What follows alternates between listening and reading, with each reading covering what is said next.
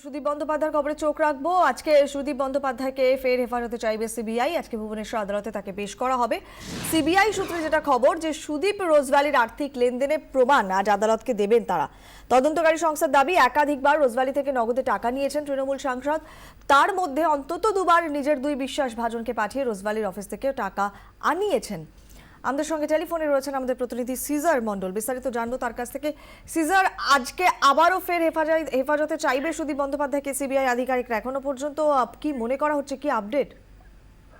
দেখো, এর আগের দিনই যখন সুদীপ বন্দ্যোপাধ্যায়কে গ্রেপ্তার করা হয়েছিল এবং তার পরবর্তীতে সুদীপ বন্দ্যোপাধ্যায়কে যখন আদালতে পেশ করা হয়, তখন তার বিরুদ্ধে যে অভিযোগ সেইখানে কিন্তু ফরওয়ার্ডিং লেটারে স্পষ্টই বলা হয়েছিল যে সুদীপ বন্দ্যোপাধ্যায় তার দুই ঘনিষ্ঠ ব্যক্তিকে পাঠিয়ে রোজভ্যালির অফিস থেকে 2 দফায় নগদে 5 লক্ষ করে 10 লক্ষ টাকা নিয়েছে, এমন প্রমাণ তাদের কাছে আছে।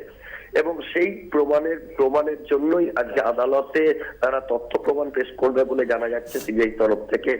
ইতিমধ্যেই সেই দুই ব্যক্তির ম্যাজিস্ট্রেটের সামনে গোপন জবানবন্দি রেকর্ড করা হয়েছে এবং সেই গোপন জবানবন্দি আজকে সিবিআই আদালতে পেশ করবে এবং সেই প্রমাণ পেশ করে তারা দাবি করবেন যে এরকম একাধিক লেনদেন হয়েছে বলে তারা মনে করছেন। এই দুটো প্রমাণ ইতিমধ্যেই তারা পেয়েছেন এবং সেই বাকি প্রমাণগুলো পাওয়ার জন্য, বাকি লেনদেনের হদিশ করবার জন্য এই সাংসদকে ফের নিজেদের হেফাজতে নিয়ে জিজ্ঞাসাবাদ প্রয়োজন এবং সেই প্রমাণ দেখিয়েই তারা ফের 6 দিনের হেফাজত চাইতে পারেন।